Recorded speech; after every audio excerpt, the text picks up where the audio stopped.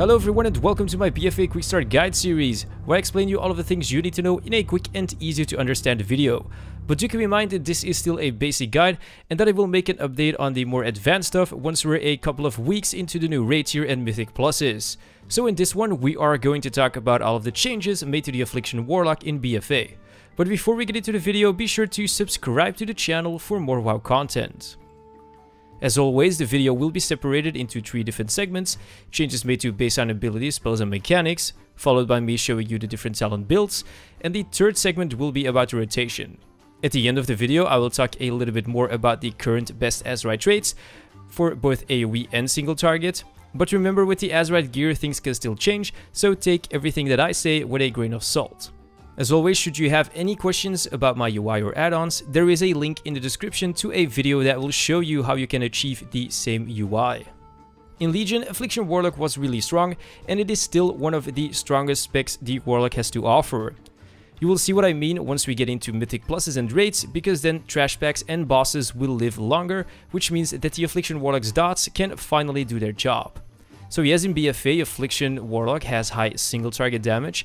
They can also be very strong with burst windows once you pick the right talents. Overall, they always have good cleave damage because they are a strong multi-dotting class.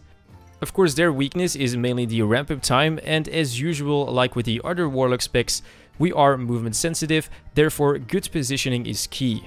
Okay, let's get into the first part of the video. Our former level 75 talents have been moved to the 45 row. Soul Conduit's chance to refund a soul shard has been reduced to 15%. In BFA, Shadow Bolt replaces Drain Soul as our filler, but Drain Soul is still available as a talent choice. Dark Soul Misery is back as a talent choice. This is an okay talent because it can give Affliction more burst. Summon Dark Lair is a new ability, and our main DPS cooldown summons a Dark Lair from the Twisting Nether that extends the duration of all of your damage over time effects on all enemies by 8 seconds. On top of that, it also increases your damage.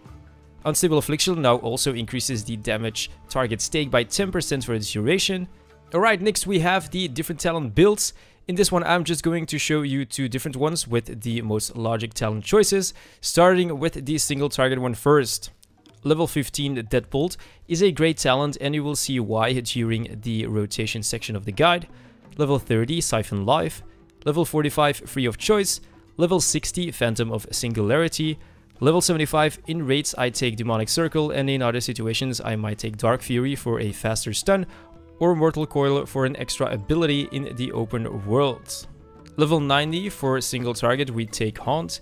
Level 100, currently Creeping Death is outperforming the other 2 talents, but in case there is a boss with certain burst windows, you can try to use Dark Soul Misery, although it's still a little bit behind Creeping Death. Next is our AoE multi-target build. Level 15, most of the time Deadbolt will be the better choice. I still feel like Drain Soul is only good when the mobs die way too fast and we can't generate any soul shards from our dots. Of course, this is now the case in normal mythics, but this will change next week, so I'm still all in on Deadbolt. Level 30, we take Absolute Corruption.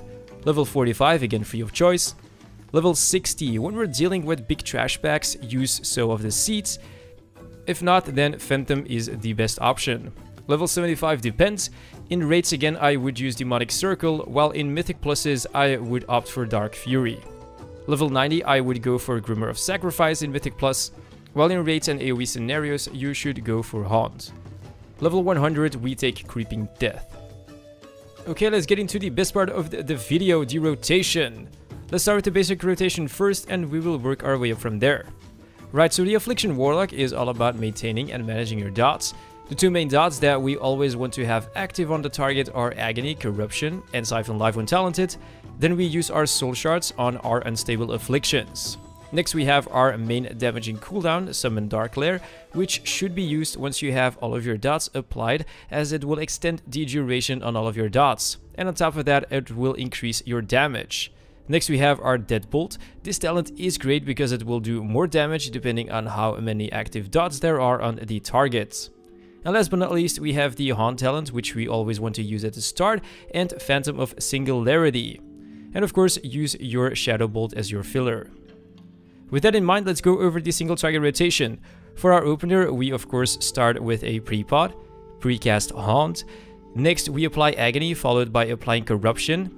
And then we want to use Siphon Life, followed by Phantom Singularity. Now we want to dump all of our soul shards with Unstable Afflictions. When that's done, we summon our Dark Lair so it can extend all of our dots. On top of that, it also gives a damage increase, and to finish our opener, we cast a big hitting Deadbolt. And that's it for the opener. After the opener, we work with a priority system. We maintain our Agony, Corruption, and Siphon Life. Don't ever let it run out. Ideally, you want to refresh Agony around 5 seconds and your Corruption and Siphon Life around 4 seconds. Next, we want to use our Unstable Afflictions to dump our soul shards. Use Phantom Singularity whenever it's available.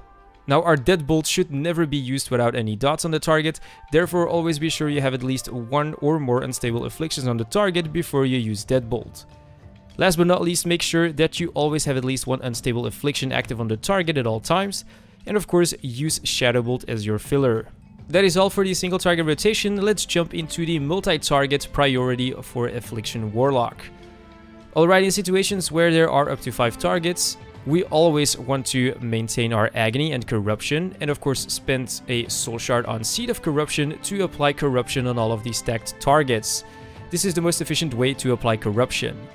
Next, we use an Unstable Affliction if we have 5 soul shards, because having Agony up on so many targets is going to generate a lot of soul shards, and we obviously don't want to overcap and waste potential soul shards. We then cast Phantom Singularity, and last but not least, we apply Unstable Affliction to each target individually. Use your Dark Lair and get off a Deadbolt on preferably a high priority target. And of course, as always, we use Shadow Bolt as our filler. In situations where there are more than 5 targets stacked together, we spend our soul shards on Seed of Corruption. Right, so the single target rotation is pretty easy in terms of dot managing, but of course Affliction does become harder when you have to manage your dots on more than one target.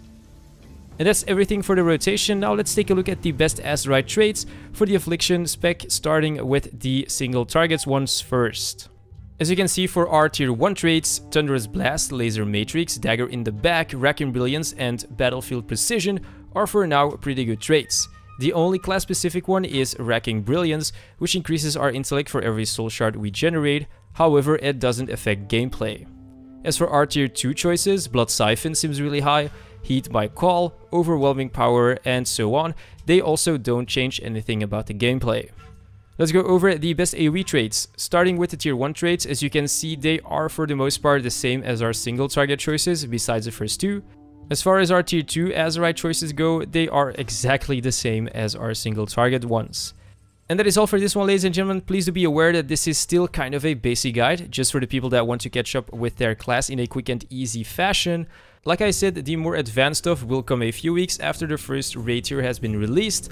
Like the video if you liked it, put any comments in the comment section down below, and of course don't forget to subscribe to the channel if you want to see more WoW videos. For the people that are already subscribed, don't forget to hit the bell icon and join the notification squad. Thank you so much for watching, guys, and I'll see you next time.